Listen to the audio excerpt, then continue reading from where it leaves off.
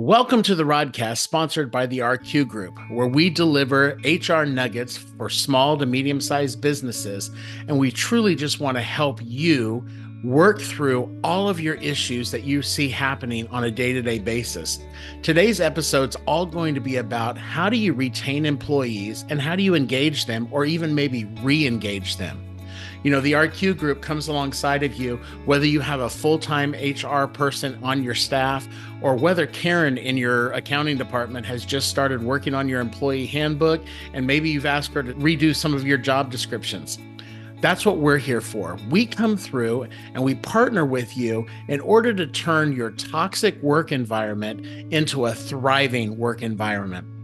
So today, let's dive right in. I want to talk to you about how do you get employees engaged, and more importantly, how do you retain them? So today's episode is all about how do you engage your employees, or maybe you need to re-engage your employees, and then how do you keep them on staff?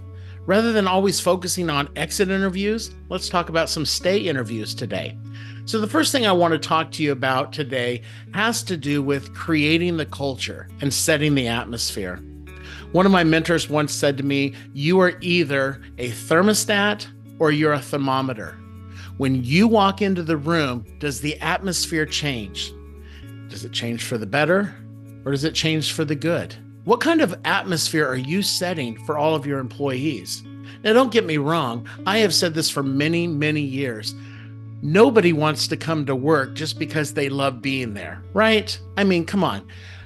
You may come to work because you're getting a paycheck, but it needs to be one of those environments where you are consistently enjoying the people you work with and you're all working towards a common goal.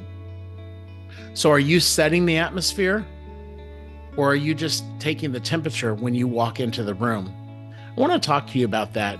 In one of our recent episodes, I talked to you about one of these days I was going to share my story of working with a financial institution.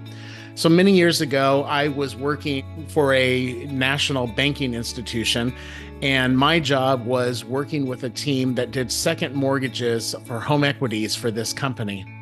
And we were the only office in the United States that handled Texas second mortgages. When I took over the team, morale was kind of low. And we just worked as a team. We read books together, we did activities together, and morale increased and productivity increased. And about a year into this job, I was asked to relocate to Texas and to run a fulfillment center. And I did that. We moved to the Fort Worth area, and I went to work for this fulfillment center doing first mortgages. And my first week in the job, I kind of committed what I would call workplace suicide. I had no idea what I was doing. I had never worked first mortgages. I only knew how to do second mortgages. And oddly enough, they're different, completely different. And I called up my boss one day and I said, okay, I'm not sure how to handle this. Why did you hire me? And why did you move me down here to Texas for this? I don't know anything about first mortgages. And she said, Rod, here's what I want to tell you. I can teach you how to run first mortgages. What I can't teach is how do you boost morale? One of the things we didn't tell you is that this is the lowest producing site for our organization in the United States, and we have the lowest customer satisfaction scores. Well, newsflash, that's not what I wanted to hear. I had just relocated my family from the Midwest down to Texas. I don't know what I'm doing, and now I'm in the worst site ever. At that point, we had about 22 employees. And as I dug into the stats, I found out our customer satisfaction scores were at 18%. And it was taking us close to 45 to 47 days to close a first mortgage. Now, this was before the mortgage crisis happened way back in the 2007, 2008, and 2009 timeframe. You should have been closing mortgages in about 18 to 19 days, and it was taking our offices twice as long. Had no idea what was going on. So I said to my boss, well, what do you want me to do? You're going to train me, but what do you want me to do? And she said, I want you to increase morale. This site is tired and they need help. Well, if I was to be honest about it, it was one of the worst jobs that I'd ever been in my entire career in anything I'd ever worked in. There wasn't a day that went by that our sales force wasn't picking up the phone and calling me, and they were cussing me out on a day-to-day basis. They were so angry at our mortgage processors. They didn't like what was happening in the place. And you talk about setting the culture or setting the atmosphere. Boy, they set the temperature, because when they walked into our fulfillment center, it got cold really quick. So what I did is I started working with our teams. And I'm going to give you employers some tips here. I didn't do anything business related. I went out and sat with my processors. Yeah, I was the lead of this entire fulfillment center. I was the senior vice president for this company. And I went out and I sat down and I talked to them. Hey, tell me about your weekend. Tell me about your family. I got to know my people, 22, 23 employees at this time. And I literally every day would go out on the floor, not sit in my office, and I wouldn't ask one thing about business. I didn't ask about how many loans they had in progress. I didn't ask how many times that they had a customer on the phone. I just would sit and listen to them work, and I'd ask questions about their families. And then all of a sudden, I started doing something really silly. I decided to put together some national holiday things at our fulfillment center. We had National Chocolate Chip Cookie Day, where we did a cookie bake-off. We had a National Chili Day, and then we'd have everybody bring in a pot of chili, and then we would vote to see whose chili was the greatest. We did little things like that, and little by little, our teams started working together. They felt appreciated. They felt like they were being rewarded. I remember one day I did something crazy. We had a PA system in our offices where I could actually go to my phone in my office and hit a button, and I could broadcast over the entire site. So I went and I bought a $20 bingo set at Walmart, and we decided to have Bedford Bingo. That's where I was at, Bedford, Texas, running this fulfillment center. And I had my admin make up all of these different bingo cards. We distributed them to the entire floor. And every Friday, I would go out and I would say, "It's Bedford Bingo time!" And everybody would just laugh and crack up. And I would roll that bingo set and I would pull out a number and I'd say, B7. And then I would do some more numbers. I-21, whatever they were. And we played bingo. And every week, I rewarded my team, whoever got bingo first. You know what I gave them? A $5 gas gift card. It wasn't expensive. $20 for the bingo thing and $5 for our reward. And you would have thought I had handed somebody $1 million because the team started getting excited. So we had an angry client on the phone, and she heard me scream out, "It's Bedford Bingo time." And she asked the processor for my number and then said, "Transfer me to him." And she transferred the lady to me, and I picked up the phone and I said, "How can I help you?" And she said, "What are you doing in that place? I am trying to do business with your processor, and all I hear is your voice screaming out games." And I said, "Ma'am, with all due respect, can I talk to you?" And she says, "Yes, absolutely." And I said, "I'm trying to build morale with our teams. I'm trying to get them engaged with our teams so that they can actually provide you with better service."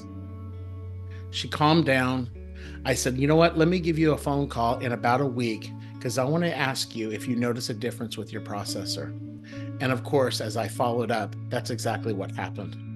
Well, we continued with this, all kinds of different games, all kinds of different awards for our teams. And finally, one day, I had a salesperson in one of the districts call me up, and he was still furious. And I said, "You know what? You really need to fix the relationships that you have with our team. And so here's what you're going to do. Next Friday, your office is going to provide breakfast for all of our office here." And he said, "No, I'm not." And I said, "Yes, you are. Because if you don't, your loans are going to go on the back burner, and it's going to take us longer to get them done." He stopped for a second. He said, "All right, I'll bring lunch." And I said, No. One step further.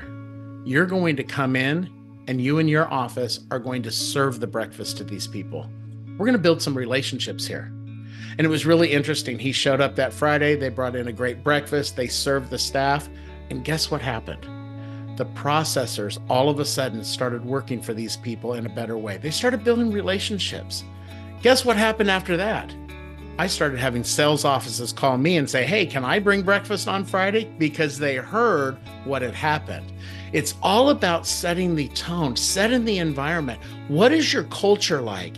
If you walk in the office and all you do is yell and scream at your employees, or you walk in and all you're thinking about is business, or you walk in and all you're doing is being grumpy all day long, that's what your team's going to do.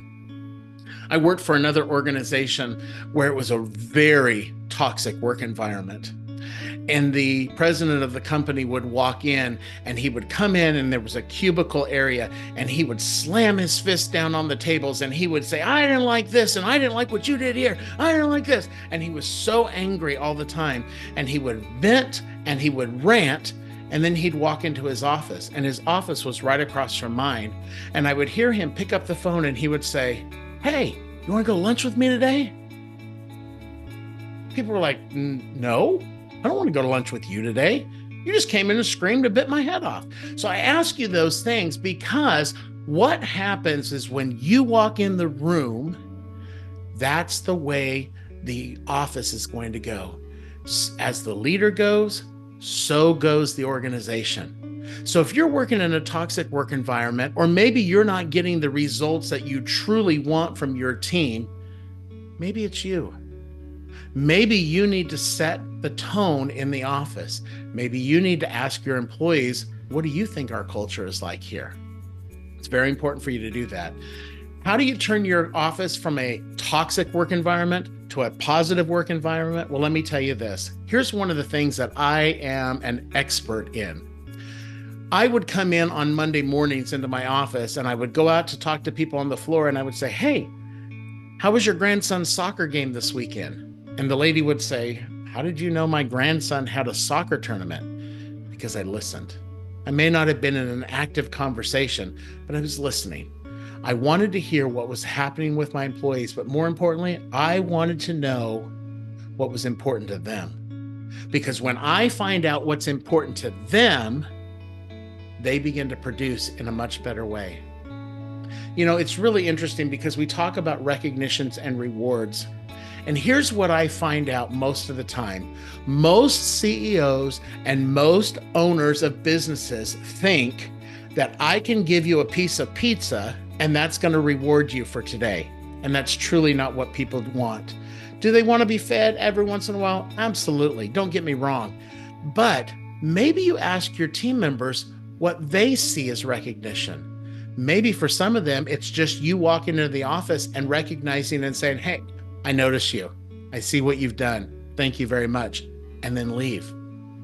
Maybe for somebody, it's saying, hey, why don't you take the rest of the day off today? I see you've been working twice as hard the last couple of weeks to get those reports done. Just go.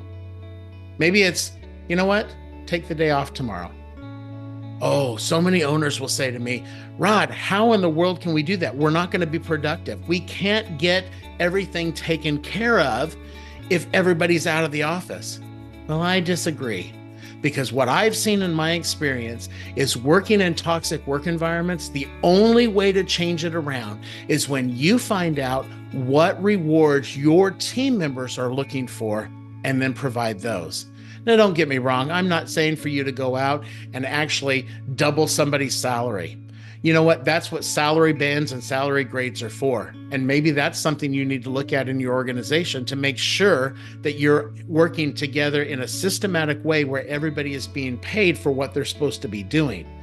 But you as an owner, you as an employer have a responsibility to set the tone and set the culture in your organization. And when you do that, you're going to see a phenomenal difference in productivity, and you're going to see morale that's just going to increase. You know, there's different kinds of programs out there in software. There's a program called Bonusly, where your team members can reward each other with Bonusly points. You know what? It's a relatively cheap way for you as an employer to reward people, because it points out, what have you done that's outside of your work scope? What is it that is outside of what you do for everybody else that needs to be rewarded? There's all kinds of different programs, and all you have to do is just look at those programs and then research them. Call me. Let me research them for you. because most of the time, CEOs and business owners don't care about this stuff. That's why you need HR professionals to help you, because we help build that morale in your offices. Now, how do you keep things engaged? Well, you have to find out what your employees like. Get to know them. Find out about their families. Find out what they enjoy doing. So how do you keep people engaged? Well, you got to find out what's important to them. Talk to them. Listen to them. It's probably more important for you to listen to them. If you are an owner or a CEO or an employer that walks through the office and doesn't speak to anybody, shame on you. Just going to say it. You need to be in a place where you know who's working for you. There is nothing worse than coming into an office where your employer doesn't know anything about you. It's really your responsibility. It's not just all about the bottom dollar line. See, as an HR professional, one of the things that I do is I have to hold hands with the employer and I have to hold hands with the employee, and I have to find a balance between those two so that we can work together as a team. But most of the time, the employer just says, you should be thankful that you have a job. You're working for me. Go do this. And the employees are saying, why doesn't he or she recognize the value that I bring? You know, we all bring value to our positions, and employees are going to work better when the environment and the culture is one that is rewarding and engaging, and that will re-engage your employees. So maybe you have some employees who are really stuck right now, and maybe their attitudes are a little bit hard, and maybe you're having a hard time listening to them or talking to them. Here's what I would suggest you do. Have a round table. Sit down with your employees. Let them talk. Ask them the questions. Well, maybe they won't talk with you. Bring a third party in and have them do it. Maybe even do an anonymous survey. Employers hate anonymous surveys. Employees will tell you what they think and what you need to know, but they're afraid for their jobs because you haven't set the environment where feedback is your culture. So I'm telling you, have what I call stay interviews. You know, we're really great in the HR world for providing exit interviews. What's an exit interview? Well, somebody has resigned their position. We sit down and we ask them 10 to 15 questions. Tell me about your job. Why are you leaving your job? Is there anything we could have done that is going to help you to stay? Is there anything that you could tell us about your area? Well, at that point, it's too late. They're out the door. Have some stay interviews.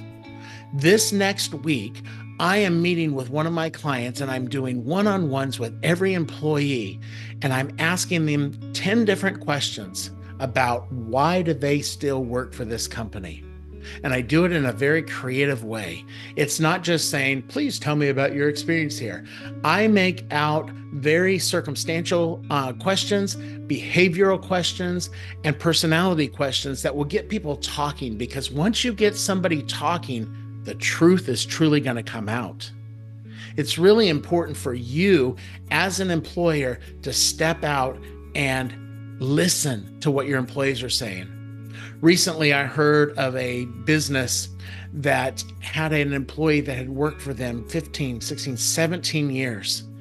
Very influential in the business. She got a job offer at another company.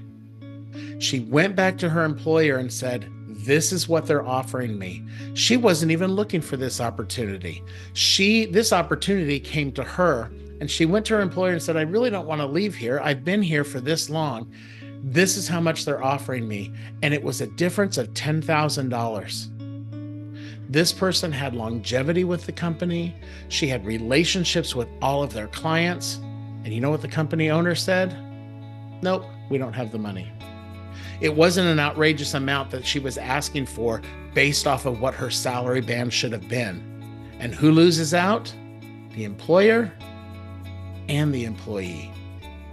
Did you know it takes almost 3 times amount of salary to replace somebody when they leave an organization?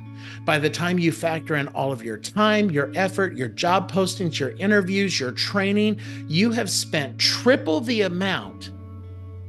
Now, if that company would have looked at her and said, yeah, we can afford to give you $10,000 extra in your salary versus having to replace you, everybody would have won.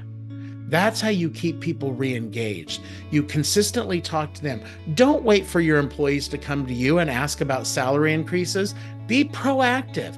One of the things that the RQ group wants to do is we want to be proactive with our clients because it costs you more when we're reactive. So be proactive in what you're doing.